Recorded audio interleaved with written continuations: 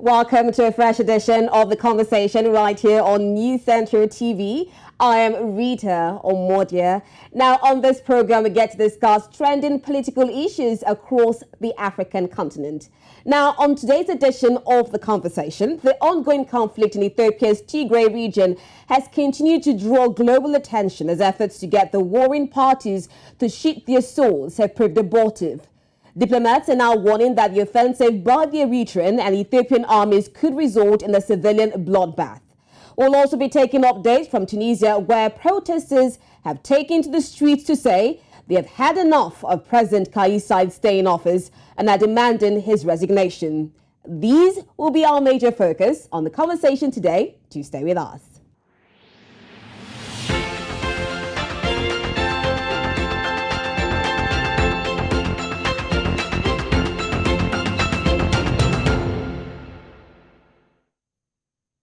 Thanks for staying with us. Now on our first topic, the latest surge in violence between Tigray and the Ethiopian government is stirring grave concerns.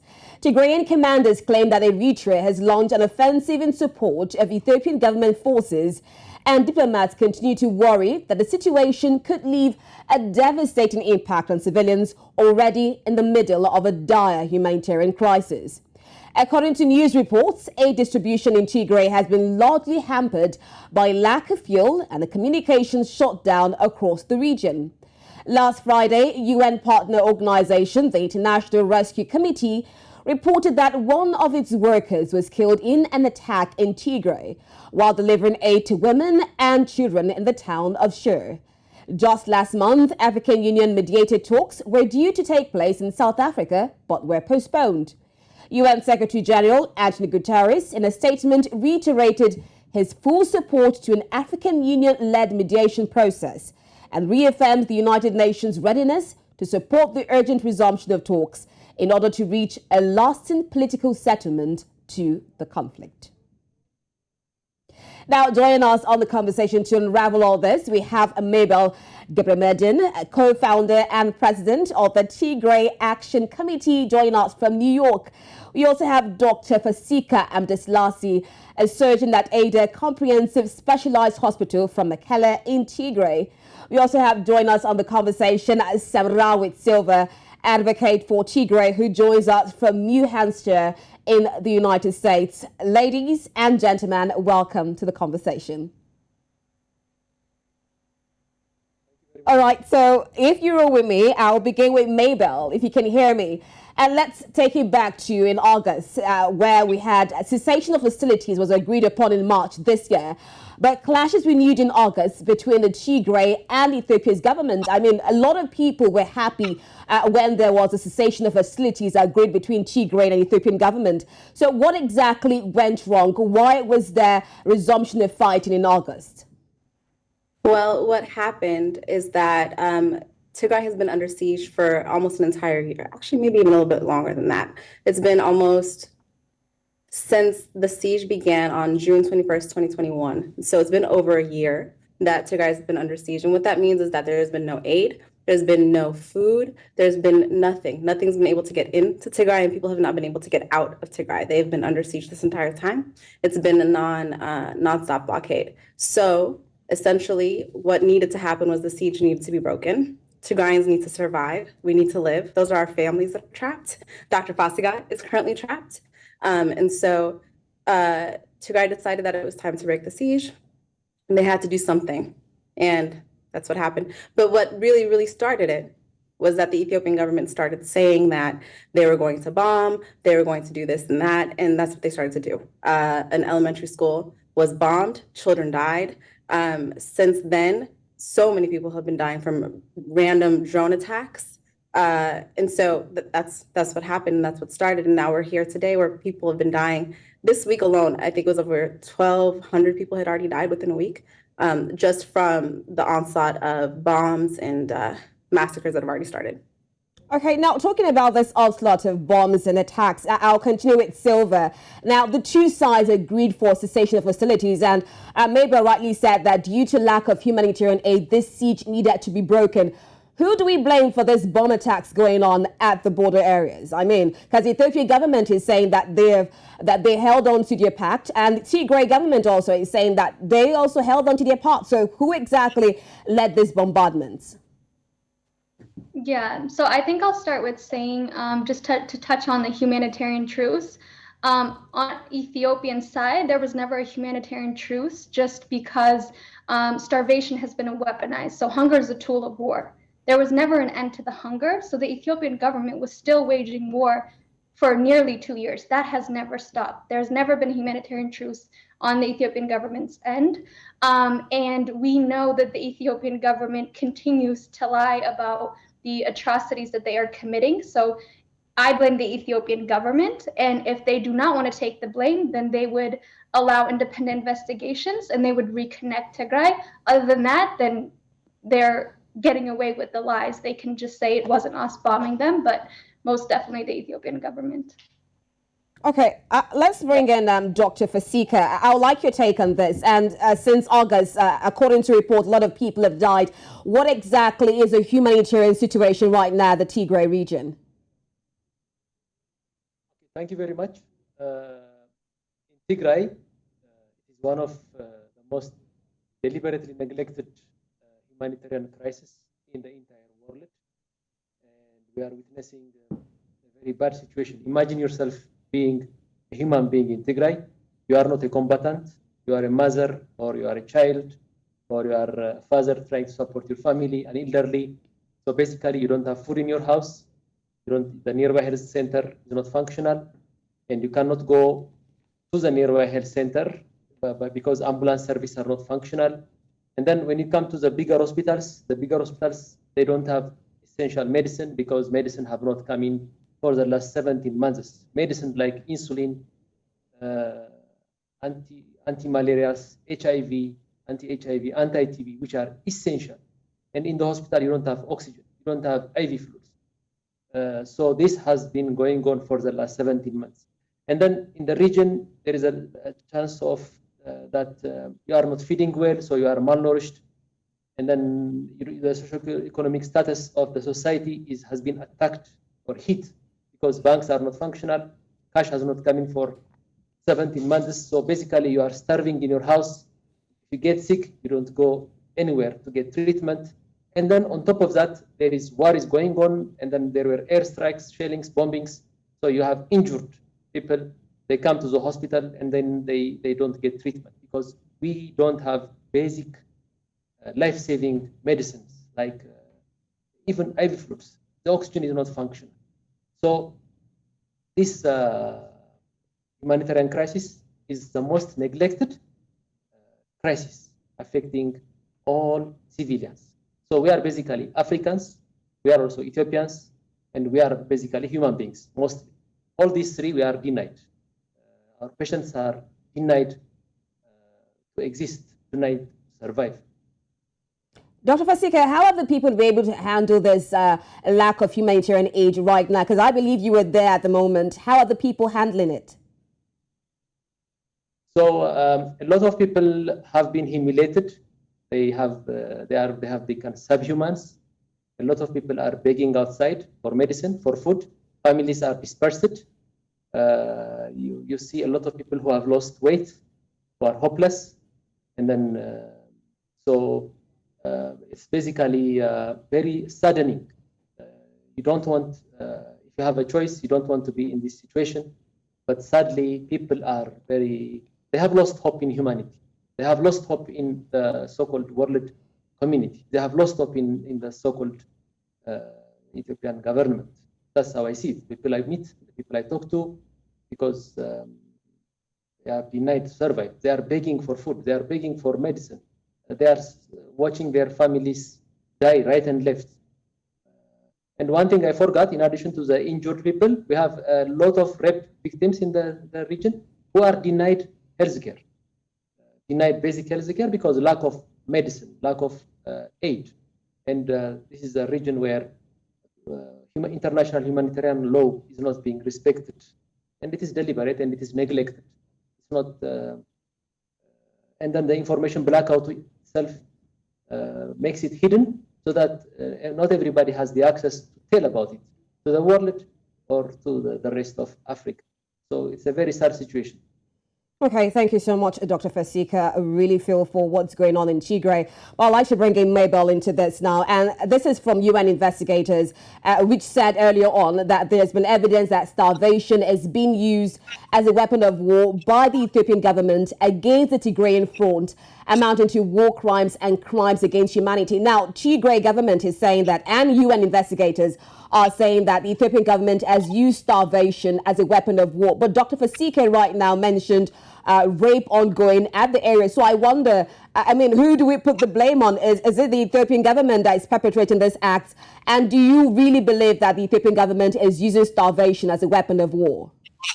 I absolutely do. It's not even necessarily something that I need to believe. You've said it yourself. There are UN reports. There are multiple reports. There have been many, many different news sources that have shown that starvation is being used as a weapon of war. Rape has been and continues to be used as a weapon of war. The women of Tigray have experienced some of the worst atrocities that have ever even been thought of.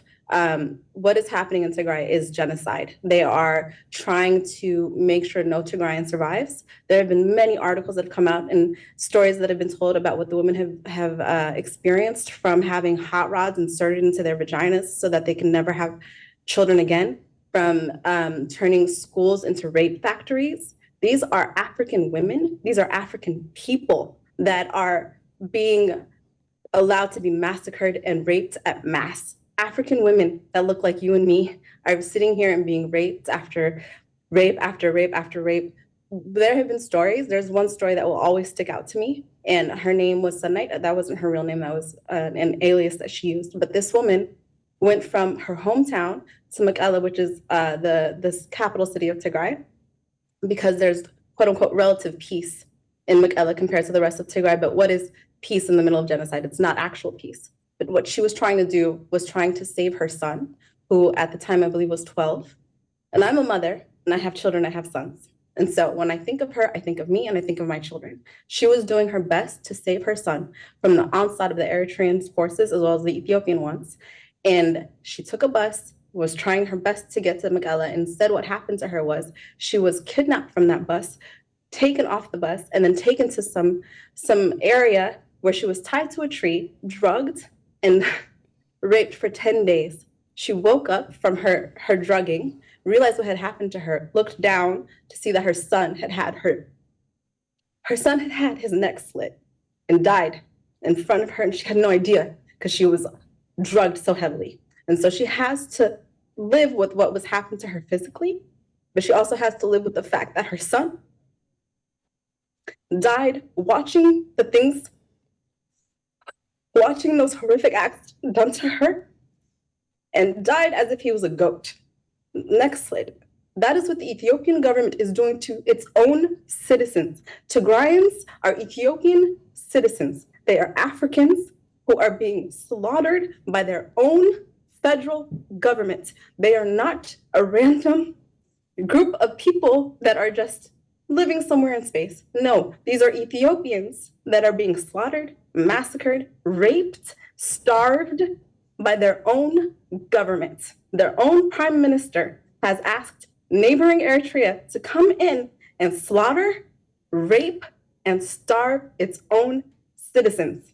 I cannot imagine this happening anywhere else in the world. And the shock and disappointment that Tigrayans feel for the rest of Africa to not say anything, for the rest of the world to not say anything, and to allow this to happen for 2 years straight. Tigrayan women have been raped for 2 years straight and are being raped right now because no one is stopping it. No one is helping us. We need help. We need our neighbors to care. We need Africans to care about Africans. We need women to care about women, because that is what's happening. Women like you, women like me are being raped and their children are being killed, but not before they see their mothers being raped. This is, it's horrible what's happening in Tigray. It's horrible.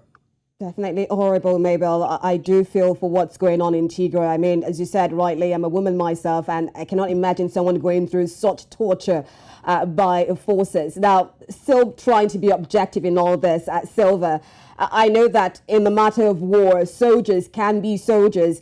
Can we really absolve Tigrayan forces of not also being perpetrators of this dastardly act? Because we need to find out who these perpetrators are, even though we're saying Ethiopian government, Eritrean government. Can we really absolve Tigrayan forces of not also being part of this dastardly act?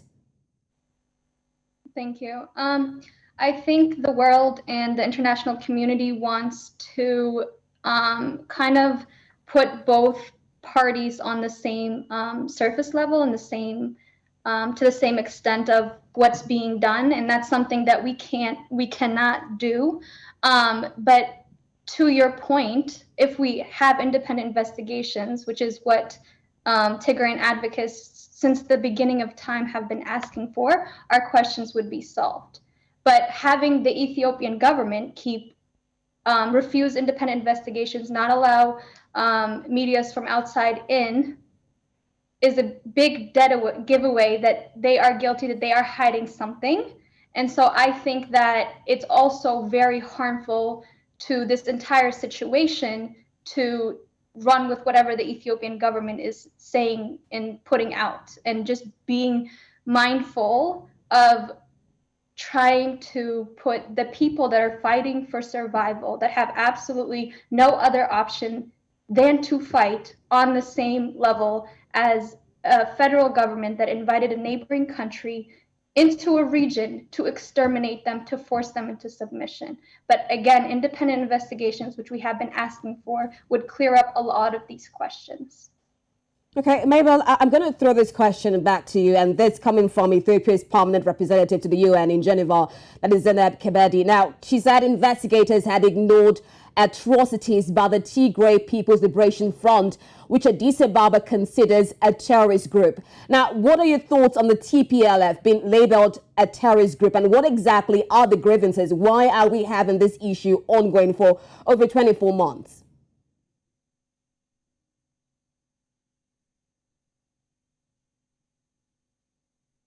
Can you hear me, Maebel? I'm so sorry, I lost you for a moment, but I can hear you now. Okay, so I was talking about this Ethiopia's permanent representative to the UN in Geneva, that's Maebel Gebremedhin. Now, she said investigators, or rather he said that investigators had ignored atrocities by the Tigray People's Liberation Front, TPLF, which Addis Ababa considers a terrorist group. So I wanted your thoughts on the TPLF being labeled a terrorist group, and what exactly are the grievances? I mean, what has led to this 24 months of war going on? Well, I definitely cannot speak from the Ethiopian government's side. I'm not a part of any government at all, or any type of political party. But from what I'm understanding is that there has been a lot of hatred towards Tigrayans, and a lot of that has been perpetrated by the Ethiopian government. If you look at some of the speeches that the prime minister has given himself in Addis Ababa, it's been very hateful towards Tigrayans. If you look through the history of what's happened since the Prosperity Party has been in office, it's been incredibly hateful towards Tigrayans.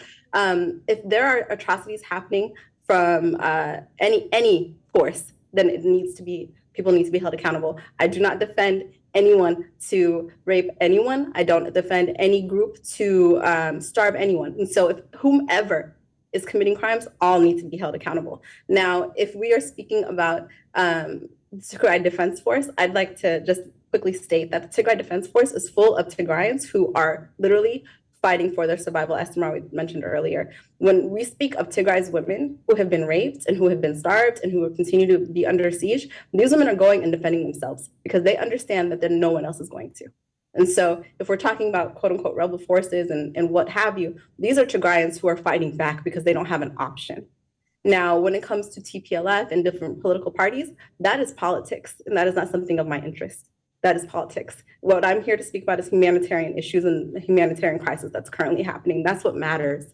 The Ethiopian government has stated they are not interested in peace negotiations. They're not interested in cessation of hostilities. A letter came out this morning, my time, excuse me, I know it's afternoon your time, but a letter came out today stating that the Ethiopian government is not gonna cease hostilities. Instead, they are going to apologize for any civilian or NGO worker or whomever is in Tigray that gets killed. That's what they've said. If you die, you die. We're sorry about it, but we're gonna continue killing as much as we can. Who then is to be blamed for the Tigrayans that are dying? Who then is to be blamed for this war continuing on? Who then is to be blamed? If there's only one side that is saying they're not willing to stop hostilities, they're not willing to stop killing people, while every other side is saying, we don't want to fight, we want to negotiate, we want people to survive through this, not just in Tigray, but throughout Ethiopia, who is then to be blamed? There's only one group that actually wants this to continue. There's only one group that is not only killing Tigrayans, killing people in Oromia, killing people in Somalia, in the Somali region rather, killing people in Gambela, killing people throughout the entire country of Ethiopia. There's only one group, and that is the Ethiopian government. And so who else is to be blamed? Okay, thank you so much, Maebel. Now, Dr. Fasika, I wonder, because you mentioned so many things going on at the Tigray, which you are presently, rape going on, starvation and all that. Now, tell me, how has international organizations helped in aid delivery towards Tigray? So the international response for the humanitarian crisis has been deliberately neglected, as I have because international humanitarian law is a law that's meant to make sure that civilians, non-combatants, to make sure that they survive, to maximize their survival, unhindered aid access, giving medicine, giving food, these kinds of laws have been passed in the world, and they kind of are respected. But in Tigray, we have a lot of civilians, like mothers, children, patients like HIV patients, diabetics, pregnant mothers, elderly. Such kinds of millions of people have been denied food, and everybody knows that. Those who are supposed to bring food, they have not brought food. The amount that they brought in a 17 months time, they brought only probably for 2 months. The 15 months is unaccounted. Those who were supposed to bring medicine, they have brought some, but it's not more than 5% of what is required. So while who caused the war, how the war is going to be stopped is debatable. It may take time, but what should be done to the people, to the civilians who are not combatants, who are citizens, who are human beings, who should be subjected under the international humanitarian law. This is not being respected. Maybe because of political reasons, because of interest of governments, or it may be because of lack of capacity. But that has to be acknowledged. The world, these international organizations, these United Nations, WHO, WFP, whatever, they have failed civilians who they were supposed to protect. They are not protecting them. Just a person has to imagine, if I am a person in Tigray, I'm not a combatant.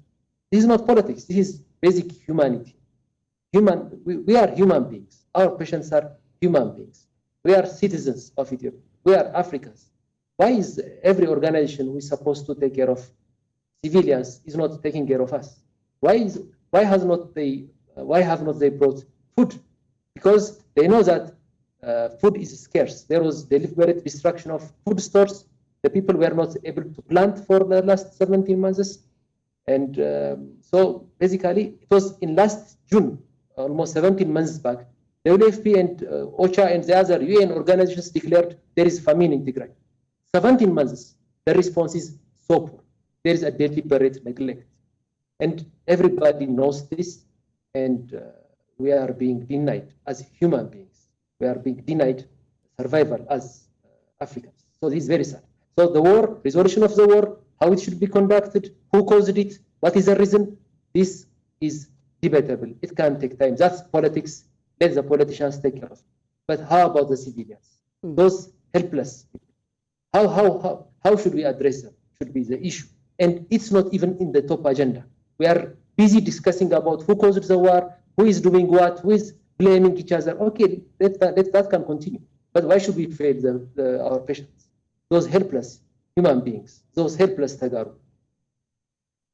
All right, thank you so much, Dr. Fasika. I understand there's civilian disaster going on right now at the moment. And these are very serious accusations of this aid not being enough. But, you know, while we're looking at the reasons why we have this political instability is because of the humanitarian situation going on. So most times we have to also look at the source of the problems and how we can stop this, because of this political situations going on. People are dying, like you've rightly said. And I'm going to come back to Sylvia because these are very serious situations. Now, if you look at political happenings going on, we're seeing mobilization of Eritrean troops now adding to the war going on. So we have Ethiopian government and Eritrean government against the Tigrayan for a region. Now, what exactly is in it for Eritrea? I mean, why would you leave your own region and come fight a war in Tigray? What exactly is in it for them?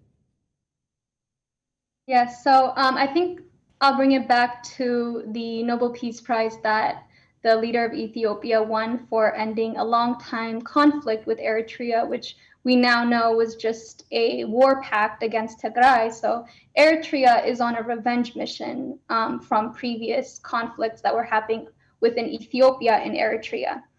And so we have Eritreans from the very beginning invading Tigray. And I think that is forgotten because a lot of times when people talk about what's happening in Tigray, they say it's a civil war, which is the Ethiopian government's rhetoric to try and make sure other international organizations are not interfering. But from the very beginning, this war has been by Eritrean and Ethiopian government.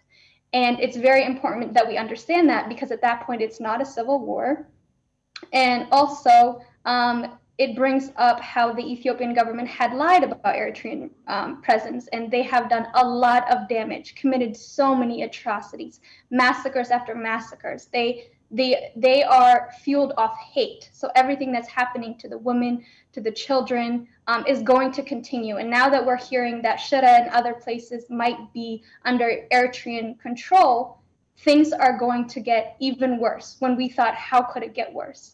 The people are already being starved to death, they're being bombed, they're dying from medical deprivation, but now under Eritrean control, the rapings, intensified rapings are going to start because taking losses on battlefields, they are going to take it out even stronger than we've seen on our people, on our children. Okay, now, Maebel, I wonder because we saw talks from the WHO chief Tedros Ghebreyesus, who is also Ethiopian, the UN Secretary General Antonio Guterres, they've all talked about this and calling for cessation of hostilities. I wonder, do you feel these talks of concern by the international community, such as the European Union also, has had any impact in any of the siege? Or are they just talking? Because Dr. Fasika talked about lack of aid going on in Tigray region. Are we having just talks from the international community? It's literally only talks. Tigray has been under siege for 2 years, and 2 years of concerns, 2 years of troubled thoughts, 2 years of prayers, 2 years of this and that. It's literally just talks. Dr. Tedros is actually Tigrayan, and his family is trapped as well. He has not been able to talk to the majority of his family that's in Tigray. He's understanding what we're going through. All he can do is speak on behalf of Tigrayans like the rest of us. My entire family is in Tigray, and there's very little of us that are in the Western countries. And so this is directly affecting us. This is directly affecting me. And all the international community has done is just talk. It's been very, very little. If more had been done, Tigray would not be under siege. And it's very, very disappointing, incredibly disappointing. For Shire, which Samrawit just mentioned earlier, for that to be taken over by Eritrean forces means that the town that has one of the highest amount of IDPs is being taken over by Eritrean forces. Eritrean forces, when they originally went to Tigray in 2020, November 2020, the first thing that they did was massacre hundreds of people in a church. And now they're going to do the same. IDPs are people who are internally displaced. It's internally displaced people essentially becoming refugees in their own area, in their own country. They become refugees. And what these people are doing are starving. They are starving. That's what they've been doing for the past 2 years in Shire, and now they're going to be massacred by Eritrean forces. For the international community to allow Eritrea, an invading force, an invading country, into Tigray to take over an IDP town, a town full of IDP. These are hundreds of thousands of IDPs within Shire who are now terrified of what's going to happen to them. Our families are in Shire. We are terrified about what's going to happen to them. This is one of the most For the three of us here, this is one of the most anxiety-inducing days that we've had in a very long time. I am anxious today because I know how far Eritrea can go. I've experienced it with my family. All three of us have experienced what Eritrea can do, what Ethiopia can do, and we are terrified today. Shire's IDPs are children. They are mothers. They are the elderly. These are people who cannot defend themselves. They are IDPs. So we're honestly very, very nervous today. And the international community just continues to talk. Talk is not enough. Action was supposed to happen on November 5th, 2020. We are 2 years in. Talk is not enough. Okay, now, aside the international community, what about the African Union mediated peace talks? Now, this was supposed to happen between the Ethiopian government and the Tigray regional government. It was scheduled for 8th of October in South Africa, but it was postponed. I wonder if you have any reasons why, especially when we have this mobilization of Eritrean troops. You would have expected that talks would be intensified by the AU body. So do you know why it was postponed? Yeah, the reason that the AU peace talks were postponed was for logistical reasons. And that is one of the most embarrassing reasons I've ever heard in my entire life. The AU, the African Union, this is literally what the African Union was made to do. If you go to their website, you see what their mission and vision is. It is for a prosperous, peaceful Africa, entire continent of Africa. It's there, you can read it. And yet what they've allowed to happen in Africa is genocide after genocide after genocide. The level of disappointment I feel in the African Union is immense. They can do so much and yet they refuse to. When the peace talks were supposed to happen on October 8th, the letter was released asking for Tigray's government to join in these peace talks. The Tigray government immediately said yes. The Ethiopian government did not respond. And then what happened? One of the leaders who were supposed to be there, I believe it was Kenyatta, who responded and said, I'm supposed to be here, yet I know nothing of it. I don't know what day, I don't know what location. I know it's in South Africa, but I don't have any details. They have no logistics planned out. And what they've done is allow people to die, allow people to be killed. I meet with the State Department regularly. Here in the United States, I meet with legislators and speak to multiple people and have asked why, what are the logistical issues? And I've heard whispers that the AU honestly just didn't want to do it right away, that they were willing to wait and see. Well, wait and see means that within this week, we are on October 16th, I think today is, it might be the 17th as well. But either way, people are dying. 1,200 people have died this week. Today, we are terrified about the number of IDPs that are going to die from Shire. We are allowing just people to die here and there willy-nilly because the African Union wants to wait and see. The African Union, what else are they here to do than save African lives? What is the point of the African Union other than to save Africans? How many Rwanda genocides do we need? How many Tigray genocides do we need? How many people need to die for the African Union to actually do what it's meant to do? I'm so incredibly disappointed. Okay, Dr. Fasika, I want to hear your own view. I mean, are you confident in the AU peace envoys? Maebel has given us the reasons why it was postponed, and according to them, it's logistical reasons. Do you still have faith in this AU peace envoys that they will bring the delivered peace that is needed in Tigray? I have lost hope in Africa. Sorry to say this. I'm not even sure whether I should say this. Africa is a land of millions, hundreds of millions of people.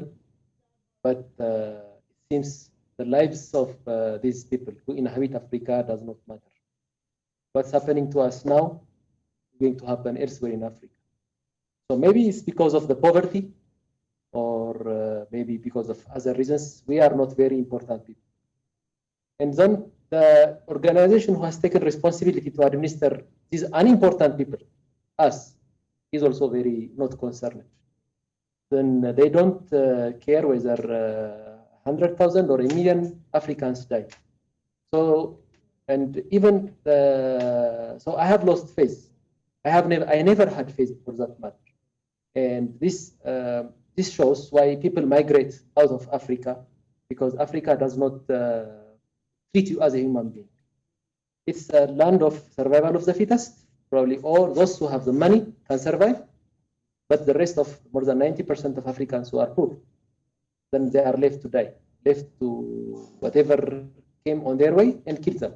So this organization has never stood for Africans, as my understanding. And now me seeing my faith being dependent on this organization, seeing my faith being dependent on this organization, makes me feel very sad and hopeless. And I don't think Africa Union can ever bring anything to this continent. And we are the living witness. Look, 2 years and 17 months complete siege. Salary, I have not been paid my salary. I cannot go to the bank to take out the money I saved to buy food. I am begging for food from people abroad and from people in Addis. And I am the better off. I have survived, I am still well nourished, and millions of people are hungry, are sick without medicine. And the Africans, they don't, the Africa Union, not the Africans, the Africa Union, I don't think they care about these things. So what else can I say? I don't think the Africa Union has ever stood for Africa.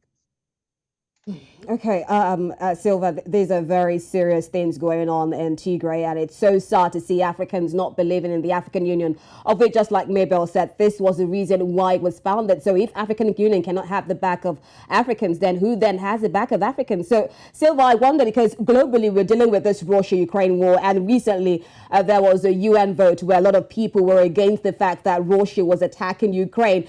Do you think that a lot of attention has been moved towards this, and even for the African Union, even ECOWAS has shifted the attention and they've lost priority of what is most important? Thank you. Yes, it most definitely has, and we've seen that in many ways. One of which being the International Criminal Court sending one of its members directly into Ukraine when we've been asking for independent investigations to happen. We've also seen it in the way the reporters talk about what's happening in Ukraine, specifically saying these are civilized people, these are people with blue eyes and blonde hair. So the world has not made it not unobvious that they care more about what's happening to Ukrainians and people that are of a certain skin color. We've also seen the people respond well to what's happening in Ukraine as well, like the public. I think for Africans, and including Tigrayans, when we talk about they're being starved, they're being bombed, all of this is happening to them, a lot of the world responds with or thinks, oh, isn't that normal? Like, aren't all Africans starving? So there's also that stigma to it as well.